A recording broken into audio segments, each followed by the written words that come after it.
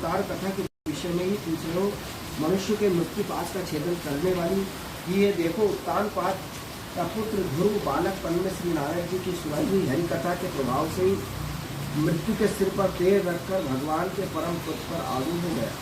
पूर्व काल में एक बार इसी प्रकार भगवान और हिरण्यकश्यप के मृत्यु के विषय में देवताओं को प्रश्न करने पर देव श्री ब्रह्मा जी से उन्होंने इतिहास सुनाया था और उसी की परंपरा में मैंने सुना है। बिल्कुल भी एक बार दक्ष की पुत्री दीदी ने पुत्र प्राप्ति की इच्छा से कामातुर होकर सायंकाल के समय अपने ही पति मरीचि नंदन कश्यप जी से प्रार्थना की। उस समय कश्यप जी खीर की आहुतियों के द्वारा अग्निजीव भगवान यज्ञपति की आराधना कर सूर्यास्त का समय जान अग्निशाला में ध्यानस्थ होकर बैठे थे। दीदी ने कहा, विद्वान मतवाला हाथी जैसे केले के वृक्ष को मसल डालता है, इसी प्रकार ये प्रसिद्ध धनुधर कामदेव मुझ अबला पर जोर जताकर आपके लिए मुझे बेचैन कर रहा है। अपनी पुत्रवती सोतों की सुख समृद्धि को देखकर मैं इच्छा की आग जली जाती हूँ, अतः आप मुझ पर कृपा करें, आपका कल्याण हो। जिनके गर्भ से आप जैसा पति पुत्र रूप से उत्पन्न होता है, वही स्त्री अपने पतियों से सम्मानित समझी जाती है, उनका सुयश संसार में सर्वत्र फैल जाता है। हमारे पिता प्रजापति दक्ष का अपनी पुत्रियों पर बड़ा स्नेह था। एक बार उन्होंने हम सबको अलग अलग बुलाकर पूछा, तुम किसे अपना पति बनाना चाहती हो? ये अपनी संतान की सब प्रकार की चिंता रखते थे। अतः हमारा भाव जानकर उन्होंने इनमें से हम 13 पुत्रियों का जो आपके गुण स्वभाव के अनुरूप थी आपके साथ ब्याह दिया। अतः मंगल मूर्ति कमल नयन, आप मेरी इच्छा पूर्ण करें, क्योंकि है महत्तम आप जैसे महापुरुषों के पास दीन जनों का आना निष्फल नहीं होता है। विदुर जी जितनी कामदेव के वेग से अत्यंत बेचैन और विवश हो रही थी, उसने इसी प्रकार बहुत सी बातें बनाते हुए दीन होकर कश्यप से प्रार्थना की। तब उन्होंने कश्यप जी से प्रार्थना की, तब उन्होंने उसे समुद्र वाणी से समझाते हुए कहा, भीरू तुम्हारी इच्छा के अनुसार मैं अभी भी तुम्हारा प्रिय अवश्य करूंगा। भला जिसके द्वारा अर्थ धर्म और काम इन तीनों की सिद्धि होती है, अपनी ऐसी पत्नी की कामना कौन पूर्ण नहीं करेगा। इस प्रकार जहाज पर चढ़कर मनुष्य महासागर को पार कर लेता है, इसी प्रकार गृहस्थ आश्रम दूसरे आश्रम को आश्रय देता हुआ अपने आश्रम द्वारा स्वयं भी दुख समुद्र से पार हो जाता है।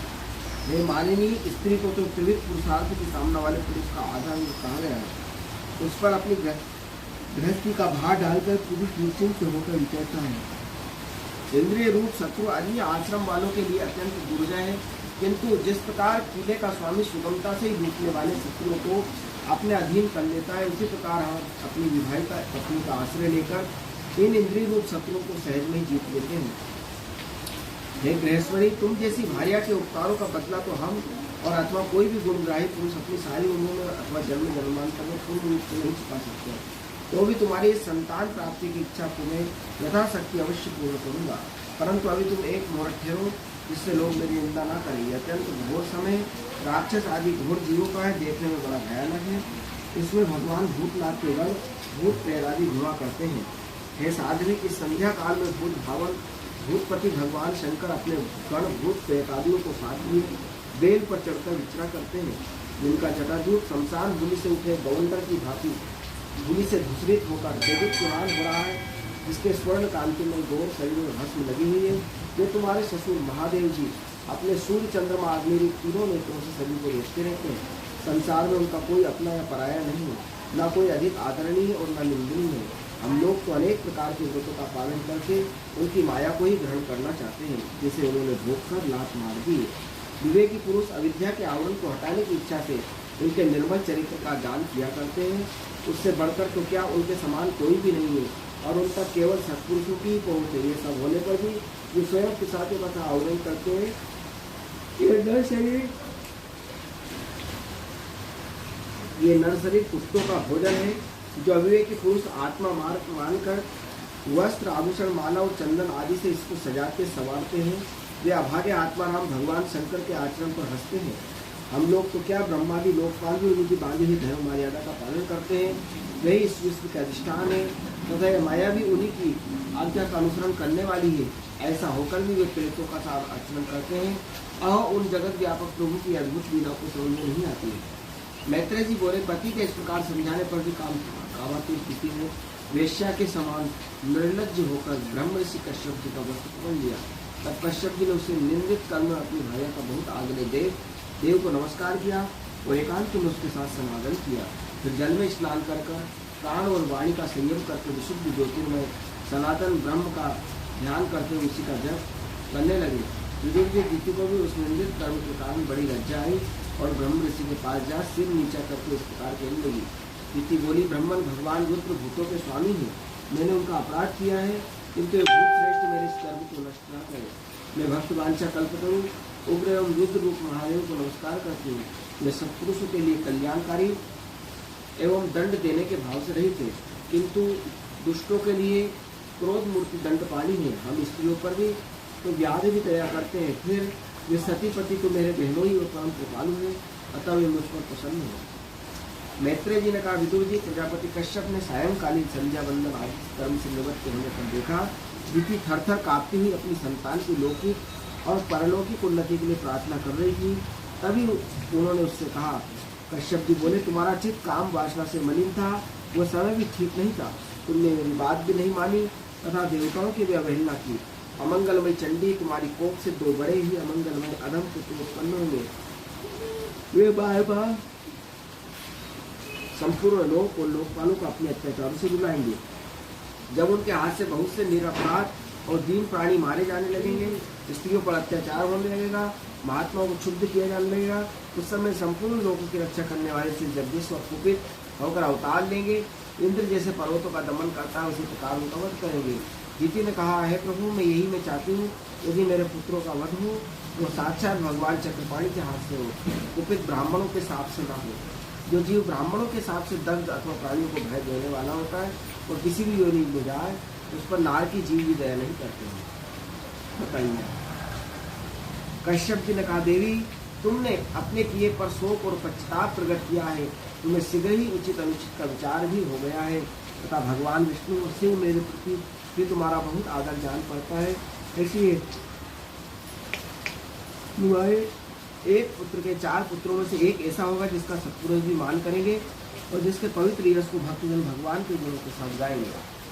जिस प्रकार छोटे सोने को बार बार तपाकर शुद्ध किया जाता है, उसी प्रकार साधुजन उसके स्वभाव का अनुसरण करने के लिए निर्वैरता आदि उपायों से अपने अंतःकरण को शुद्ध करेंगे। जिनकी कृपा से उन्हीं के स्वरूप भूत यह जगत आनंदित होता है, जो स्वयं प्रकाश भगवान जी उनकी अनन्य भक्ति से संतुष्ट हो जाएंगे। हे दिति, ये बालक बड़ा ही भगवत भक्त, उदार हृदय, प्रभावशाली और महान पुरुषों को पूज्य होगा तथा पूर्ण भक्ति भाव से विशुद्ध भावान्वित हुए अंतःकरण में श्री भगवान को स्थापित करके देहाभिमान को त्याग देगा। वह विश्व में अनासक्त, शीलवान, गुणों का भंडार तथा दूसरों की सुख समृद्धि में सुख और दुख में दुख मानने वाला होगा। उसका कोई शत्रु न होगा तथा चंद्रमा जैसे ग्रीष्म ऋतु के ताप को हर लेता है, वैसे ही वह संसार के शोक को, संताप को, शोक को शांत करने वाला होगा। जो इस संसार के बाहर भीतर सब ओर विराजमान है, अपने भक्त के इच्छानुसार समय समय पर मंगल विग्रह प्रकट करते हैं और लक्ष्मी रूप लावण्य मूर्ति ललना की शोभा बढ़ाने वाले हैं, जिनका मुखमंडल झिलमिलाते हुए कुंडलों से शोभित है और परम पवित्र कमल नयन श्री हरि का तुम्हें पोतों का प्रत्यक्ष निर्णय होगा। मैत्रेय जी कहते हैं, विदुर जी ने जिस चीज से जब सुना मेरा पुत्र भगवान का भक्त होगा, तब उसे बड़ा आनंद हुआ तथा यह जानकर मेरे पुत्र साक्षात श्री हरि के हाथ से मारे जाएंगे, उसे और भी अधिक उत्साह हुआ। मैत्रेय जी बोले, विदुर जी, दिति को अपने पुत्रों से देवताओं को कष्ट पहुंचने की आशंका थी, इसलिए उसने दूसरों के तेज का नाश करने वाले उस कश्यप जी के वीर को 100 वर्ष तक अपने उदर में रखा। उस गर्भस्थ तेज से ही लोगों में सूर्य आदि का प्रकाश क्षीण होने लगा तथा इंद्र आदि लोकपाल भी तेजहीन हो गए। तब उन्होंने ब्रह्मा जी के पास जाकर कहा, सब दिशाओं में अंधकार के कारण बड़ी अव्यवस्था हो रही है। देवताओं ने कहा, भगवान, काल आपकी ज्ञान शक्ति को कुंठित नहीं कर सकता है, इसलिए आपसे कोई बात छिपी नहीं है। हम तो बड़े, आप इस अंधकार के विषय में जानते ही होंगे, हम तो इससे बड़े भयभीत हो रहे हैं। देवादिदेव, आप जगत के रचिता और समस्त लोकपालों के मुकुटमणि हैं, आप छोटे बड़े सभी जीवों का भाव जानते हैं। हे देव, आप विज्ञान बल संपन्न हैं, अपने माया से ही चतुर्मुख रूप और रजोगुण स्वीकार किया है। आपकी उत्पत्ति के वास्तविक कारण को कोई नहीं जान सकता। हम आपको नमस्कार करते हैं, आपकी संपूर्ण भवन स्थित है, कार्यकरण रूप सारा प्रपंच आपका शरीर है, किंतु वास्तव में आप इससे अलग हैं कि समस्त जीवों के उत्पत्ति स्थान आपका अनन्य भाव से ध्यान करते हैं। उन चित्तयोगियों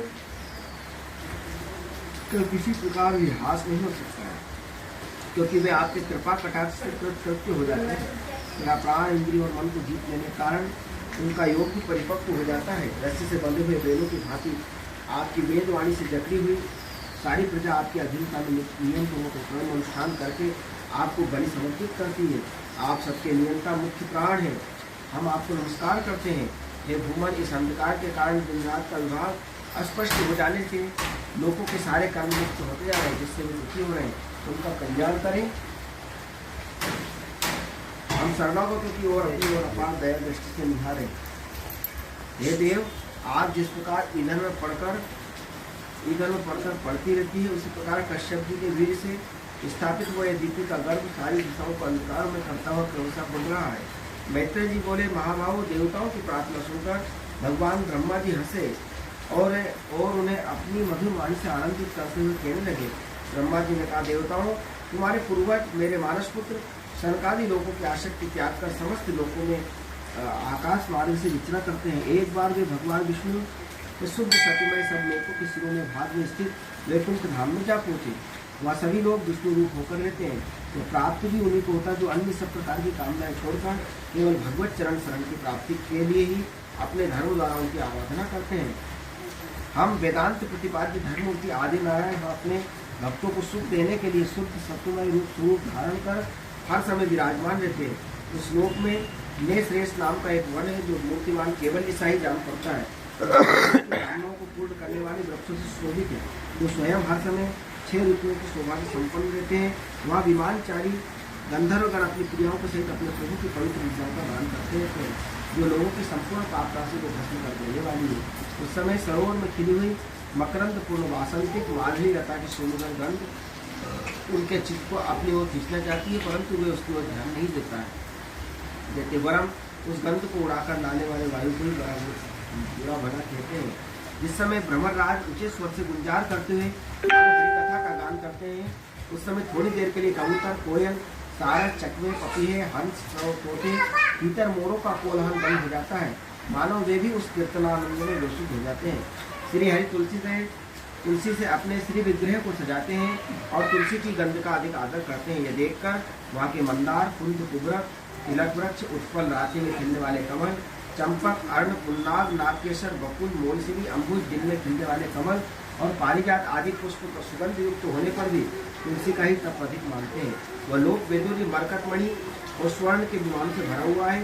ये सब किसी कर्मफल से नहीं बल्कि एकमात्र श्रीहरि की 5 पदों की गणना करने से ही प्राप्त होते हैं। उन विमानों पर चढ़े हुए कृष्ण प्राण भगवत भक्तों के चित्तों में बड़े बड़े नितंब वाली सुन की सुंदरिया आदि अपनी मंद मुस्कान एवं मनोहर हास परिहास से काम विकार नहीं उत्पन्न कर सकती है। परम सौंदर्यशाली लक्ष्मी जी की कृपा प्राप्त करने के लिए देवगण भी यत्नशील रहते हैं। श्रीहरि के भवन में चंचलता रूप दोष का त्याग करती रहती है। इस समय अपने चरण कमल के नेत्रों का झंकार करती हुई ये अपनी लीला कमल घुमाती है। उस समय उस कमल भवन की स्फटिकमय दीवारों में उनका प्रतिबिंब पड़ने से ऐसा जान पड़ता है मानो वे उन्हें बुहार रही हैं। प्यारे देवताओं, जिस समय दासियों को साथ किए अपने क्रीड़ावन में तुलसी दल द्वारा भगवान का पूजन करती है, तब वहाँ के निर्मल जल से भरे हुए सरोवर जिनके मूंगे के घाट बने हुए हैं अपना सुंदर अलकावली और उन्नत नासिका से शोभित मुखारबिंद देखकर जो भगवान का चुम्बन किया हुआ है, ये जानकर उसे बड़ा सौभाग्यशाली समझती है। जो लोग भगवान के पाप हारनी लीला कथाओं को छोड़कर बुद्धि को नष्ट करने वाली अर्थ काम संबंधी अन्य निंदित कथाएं सुनते हैं, वे इन वैकुंठ लोक में नहीं जा सकते हैं। हाय, जब वे अभावे लोग इन सारी बातों को सुनते हैं, तब ये उनके पुण्यों को नष्ट कर उन्हें आश्रयहीन घोर नरक में डाल देती है। आह, इस मनुष्य होने की बड़ी महिमा है। हम देवता लोग भी इसकी चाह करते हैं। इसी में तत्व ज्ञान और धर्म की प्राप्ति हो सकती है। इसे पाकर भी जो लोग भगवान की आराधना नहीं करते हैं, वे वास्तव में उनकी सर्वत्र फैली हुई माया से मोहित हैं। देवादिदेव श्री हरि का चिंतन करते रहने के कारण जिनसे यमराज दूर रहते हैं, आपस में प्रभु के सुयश की चर्चा चलने पर अनुराग जन्य विभलता वश जिनके नेत्रों से अविरल अश्रुधारा बहने लगती है तथा शरीर में रोमांच होता है, जिनके शील स्वभाव की हम लोग भी इच्छा करते हैं कि परम भागवती हमारे लोगों से ऊपर उस वैकुंठ धाम में जाते हैं। इस समय सनक आदि मुनि विश्वगुरु श्री हरि के निवास स्थान संपूर्ण लोगों के वंदनीय श्रेष्ठ देवताओं के विचित्र विमानों से विभूषित उस परम दिव्य और अद्भुत वैकुंठ धाम में अपने योग बल से पहुँचे। अब उन्हें बड़ा ही आनंदित हुआ। भगवत दर्शन की लालसा से अन्य दर्शनीय सामग्री की उपेक्षा करते हुए वैकुंठ धाम की 6 डोरियां पार करते जब 7वीं पर पहुंचे, तब वहां उन्हें हाथ में गदा लिए 2 समान आयु वाले देव श्रेष्ठ दिखाई दिए, जो बाजूबंद, कुंडल, किरीट आदि अनेक अमूल्य आभूषणों से अलंकृत थे। उनकी 4 श्यामल भुजाओं के बीच में मतवाली मधुपुरों से गुंजायमान वरमाला शोभित थी तथा बाकी भुए फड़फड़ाते हुए नासिकारंध्र और अरुण नयनों के कारण उनके चेहरे पर कुछ छोप से चिन्ह दिखाई दे रहे थे। इसके इस प्रकार देखते रहने पर वे मुनिगण उनसे बिना कुछ पूछताछ किए जैसे सोना और वज्रमय किवाड़ों से युक्त पहली 6 डोरी लांग कर आए थे, उसी प्रकार उनके द्वार में भी घुस गए। उनकी दृष्टि तो सर्वत्र समान थी। वे निशंक होकर सर्वत्र बिना किसी रोक टोक के विचरते थे। ये चारों कुमार पूर्ण तत्वज्ञ थे तथा ब्रह्मा की सृष्टि में आयु में सबसे बड़े होने पर भी देखने में 5 वर्ष के बालक से जान पड़ते थे और दिगंबर वृत्ति से नंग धड़ंग रहते थे। उन्हें इस प्रकार निसंकोच रूप से भीतर जाते देख उन द्वारपालों ने हंसी उड़ाते हुए भगवान के शील स्वभाव के विपरीत सनकादि के तेज की हंसी उड़ाते हुए उन्हें बेत अड़ाकर रोक दिया। यद्यपि वे ऐसे दुर्व्यवहार के योग्य नहीं थे। जब उन द्वारपालों ने वैकुंठवासी देवताओं के सामने पूजा के सर्वश्रेष्ठ पात्र उन कुमारों को इस प्रकार रोका, तो उनके प्रियतम प्रभु के दर्शनों में विघ्न पड़ने के कारण उनके नेत्र सहसा कुछ क्रोध से लाल हो उठे और वे इस प्रकार कहने लगे, दुनिया का अरे द्वारपालो, जो लोग भगवान की महती सेवा के प्रभाव से इस लोक को प्राप्त होकर यहाँ निवास करते हैं, ये तो भगवान के समान ही समदर्शी होते हैं। तुम दोनों भी उन्हीं में से हो, किंतु तुम्हारे स्वभाव में विषमता क्यों है? भगवान तो परम शांत स्वभाव है, उनका किसी से विरोध भी नहीं है। फिर यहाँ ऐसा कौन है जिस पर शंका की जा सके? तुम स्वयं कपटी हो, इसी में अपने ही समान दूसरे को शंका करते हो। भगवान के उदर में सारा ब्रह्मांड स्थित है, इसलिए यहाँ रहने वाले ज्ञानीजन सर्वथा श्री हरि से अपना कोई भेद नहीं देखते, बल्कि महाकाश में घटाकाश की भांति उसमें अपना अंतर्भाव देखते हैं। तुम तो देव रूपधारी हो, फिर भी तुम्हें ऐसा क्यों दिखाई पड़ रहा है? जिससे तुमने भगवान के साथ कुछ भेदभाव के कारण होने वाले भय की कल्पना कर ली। तुम तो इन भगवान वैकुंठनाथ के पार्षद, किंतु तुम्हारी बुद्धि बहुत मंद है। अतएव तुम्हारा कल्याण करने के लिए हम तुम्हारी की मृत्यु दंड का विचार करते हैं। तुम अपनी भेद बुद्धि के दोष से इस वैकुंठ लोक से निकल कर उन पाप में योनि में जाओ, जहाँ काम, क्रोध, लोभ, प्राणियों के 3 शत्रु निवास करते हैं। शंकादि के कठोर वचन सुनकर और ब्राह्मणों के साथ को किसी प्रकार शस्त्र समुद्र निवारण होने योग्य न जानकर श्री हरि के वे दोनों पार्षद अत्यंत दीन भाव से उनके चरण पकड़कर इधर पर लौट गए। वे जानते थे कि उनके स्वामी श्री हरि भी ब्राह्मणों से बहुत डरते हैं। फिर उन्होंने अत्यंत आतुर होकर कहा, भगवान, हम अवश्य अपराधी हैं, अतः आपने हमें जो दंड दिया है वो उचित ही है, वो हमें मिलना ही चाहिए। हमने भगवान का अभिप्राय न समझकर उनकी आज्ञा का उल्लंघन किया है, इससे हमें जो पाप लगा है वह आपके ही दंड असर सर्वथा धुल जाएगा। किंतु हमारी इस दुर्दशा का विचार करके यदि करुणावश आपको थोड़ा सा भी अनुताप हो तो ऐसी कृपा करें जिससे हम उन अधमानम योनि पर जाने पर ही हमें भगवत स्मृति नष्ट करने वाला मोह प्राप्त न हो। इधर जब साधु जनों के हृदय भगवान कमलनाथ को मालूम हुआ मेरे द्वारपाल और सरकारी साधु को अनादर किया, तभी लक्ष्मी जी के सहित अपने श्री चरणों से चलकर ही वहाँ पहुँचे, जिन्हें परमहंस मुनिजन भी ढूंढते रहते हैं, सहज में पाते नहीं। शंकादियों ने देखा उनकी समाधि के विषय श्री वैकुंठनाथ स्वयं उनके नेत्र गोचर होकर पधारे। उनके साथ पार्षदगण छत्र चामर आदि लिए चल रहे हैं। प्रभु के दोनों ओर राजहंस के पंखों के समान 2 श्वेत चवर दिलाए जा रहे हैं। उनकी शीतल वायु से उनके श्वेत छत्र में लगी हुई मोतियों की झालर रहती हुई ऐसी शोभा दे रही मानो चंद्रमा की किरणें अमृत की बूंदें झड़ रही है। मानो प्रभु समस्त सद्गुणों के आश्रय उनकी सौम्य मुख मुद्रा को देखकर जान पड़ता था, मानो वे सभी पर अनवरत कृपा सुधा की वर्षा कर रहे हैं। अपनी स्नेहमय चितवन से भक्तों का हृदय स्पर्श कर रहे थे। उनकी सुविशाल श्याम बक्ष स्थल पर स्वर्ण रेखा के रूप में जो साक्षात लक्ष्मी विराजमान थी, उनसे मानो वे समस्त दिव्यलोक की चूड़ामणि वैकुंठ धाम को शोभित कर रहे थे। उनके पीताम्बर मंडित विशाल नितंबों पर झिलमिलाती हुई करधनी और गले में ब्रह्मणों से मुखरित बनवाला विराज रही थी तथा वे कलाइयों में से सुंदर कंगन पहने हुए अपना एक हाथ गरुड़ जी के कंधे पर रखकर दूसरे से कमल का पुष्प घुमा रहे थे। उनके अमोल कपोल बिजली की प्रभाव को भी लजाने वाले मकराकृत कुंडलों की शोभा बढ़ा रहे थे। उभरी हुई सुगंध नासिकाएं थी, बड़ा ही सुंदर मुख था, सिर पर मणिमय मुकुट विराजमान था। चारों भुजाओं के बीच महामूल्यवान मनोहर हार की और गले में कौस्तुभ मणि की अपूर्व शोभा थी। भगवान का श्री विग्रह बड़ा ही सौंदर्यशाली था। उसे देखकर भक्तों के मन में ऐसा वितर्क होता था कि इसके सामने लक्ष्मी जी का सौंदर्य अभिमान भी गलित हो गया है। ब्रह्मा जी कहते हैं, देवताओं को इस प्रकार मेरे और महादेव जी के तुम्हारे लिए परम सुंदर विग्रह धारण करने वाले श्री हरि को देखकर सनकादि मुनीश्वरों ने सिर झुकाकर प्रणाम किया। उस समय उनकी अद्भुत छवि को निहारते उनके नेत्र तृप्त नहीं होते थे। सनकादि मुनीश्वर निरंतर ब्रह्मानंद में निमग्न रहा करते थे, किंतु जिस समय भगवान कमल नयन के चरणार बिंद मकरंद से मिली हुई तुलसी मंजरी के गंध से सुवासित वायु ने नासिका रंध्रों के द्वारा उनके अंतःकरण में प्रवेश किया, उस समय वे अपने शरीर को संभाल नहीं सके और उस दिव्य गंध ने उनके मन में खलबली पैदा कर दी। भगवान का मुख नील कमल के समान है, अति सुंदर अधर मुख कुंदकली के समान मनोहर हाथ से उनकी शोभा और भी बढ़ गई। उसकी झांकी करके वे कृतकृत्य हो गए। फिर उनके पद्म राग के समान लाल लाल नखों से शोभित उनके चरण कमल देखकर उन्हीं का ध्यान करने लगे। इसके पश्चात मुनिगण अन्य साधनों से सिद्ध न होने वाली स्वाभाविक अष्ट सिद्धियों से संपन्न श्री हरि की स्तुति करने लगे। तो योग मार्ग के मोक्ष पथ की खोज करने वाले पुरुषों के लिए ध्यान का विषय अत्यंत आदरणीय और नयनानंद वृद्धि करने वाला पुरुष रूप प्रकट करते हैं। सनकादि मुनियों का अनंत यद्यपि आप अंतर्यामी रूप से दुष्ट चित्त पुरुष के हृदय में स्थित रहते हैं, तथापि उनकी दृष्टि से ओझल ही रहते हैं, किंतु आज हमारे नेत्रों के सामने आप साक्षात विराजमान हैं। हे प्रभु, इस समय आपसे उत्पन्न हुए हमारे पिता ब्रह्मा जी ने आपका रहस्य वर्णन किया, उस समय श्रवण रंधों द्वारा हमारी बुद्धि में आप ही विराजे, किंतु प्रत्यक्ष दर्शन का महान सौभाग्य तो हमें आज ही प्राप्त हुआ। भगवान, हम आपको साक्षात परमात्मा तत्व ही जानते हैं। इस समय आप अपने विशुद्ध तत्वमय विग्रह से अपने इन भक्तों को आनंदित कर रहे हैं। आपकी इस सगुण साकार मूर्ति को राग और अहंकार से मुक्त मुनिजन आपकी कृपा दृष्टि से प्राप्त हुए सुदृढ़ भक्ति योग के द्वारा अपने हृदय में उपलब्ध करते हैं। हे प्रभु, आपका सुयश अत्यंत कीर्तनीय और संसारिक दुखों की निवृत्ति करने वाला है। आपके चरणों की शरण में रहने वाले जो महाभाग आपकी कथाओं के रसिक हैं, वे आपके आत्यंतिक प्रसाद मोक्ष पद के अधिक नहीं गिनते हैं। फिर उन्हें आपकी जरा सी भी टेढ़े भोए ही भयभीत कर देती है। तो इंद्र पद आदि अन्य भोगों के विषय में कहना ही क्या है।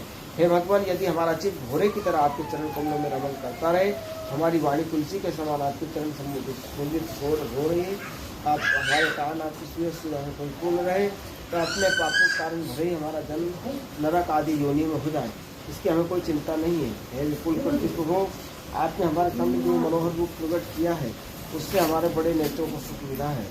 विशाशक्त अजितेंद्रिय पुरुषों के लिए इसका दृष्टिगोचर होना अत्यंत कठिन है।